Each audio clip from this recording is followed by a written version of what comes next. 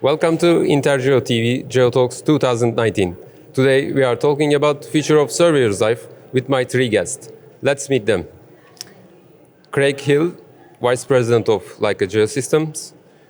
James van Rens, Senior Vice President of Regal. Tommy van der Heijden, founder of Marxact. So, welcome to all again. Thank you. Let's start with Craig. How do you explain that future of Surveyors Life from your eyes? We know worldwide there's quite a shortage of surveyors.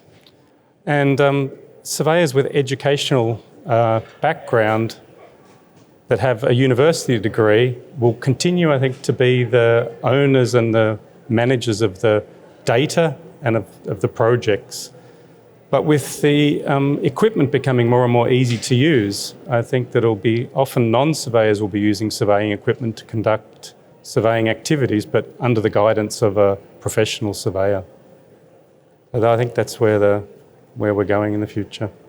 And technology is going to help that development. What do you think, Tommy? I would agree with Greg. Definitely the life of the surveyor as we see it now will change. I would say that the surveyor is becoming more and more responsible for a broader operation, and he would have more help with people actually conducting the work in the field, collecting the points, collecting the data under the work of that surveyor with indeed easy tools and also well integrated to their GIS systems. They are already walking outdoors with digital maps, so why not add a pin to that map where they can just restructure the data in the field with one click of a button?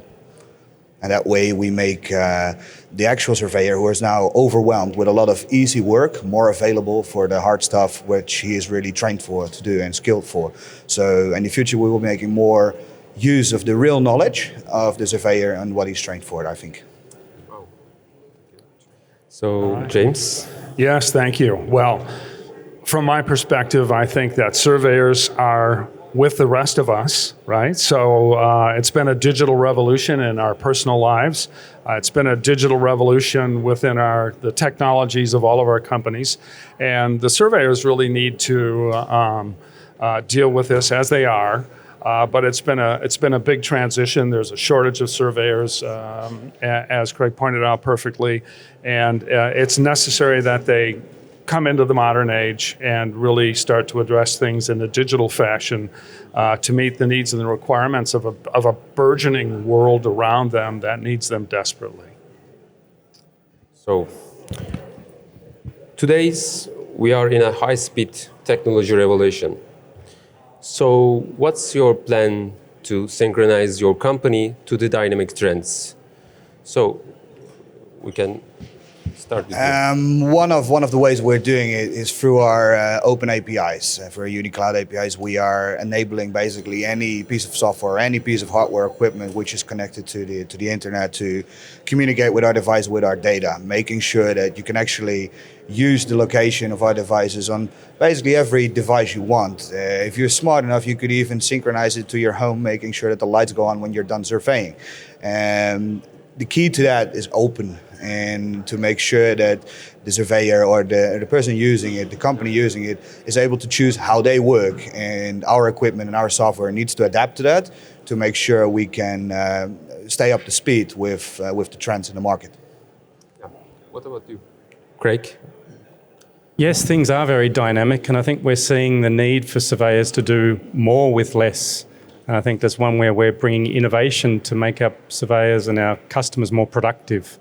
And I think one recent announcement we've made is the GS18T rover, a GPS rover where the surveyor no longer needs to hold the pole vertically above the point. He can hold it tilted and then measure that point much quicker and much easier. And the customers are telling us they're at least 20% more productive. So I think it's making surveyors be able to do more with less through innovative technologies. Yes, James? So it's a brand new world, and technology is transforming it constantly. Our sensors are part of the what's now known as that fabulous term, Internet of Things. So our data, our sensors, all of this has to join into that web that's pulling information in and getting it refreshed, making it timeless, so to speak. And that Internet of Things with an open data source and crowdsourcing of information is critical for all of us going forward to making sure that the data, the information, the assets, the highways, the byways, the seaways, the shores, the buildings, they're all relevant and they're up to date. So, yes, what we will see from your company next days? Could you give us some secrets from Leica?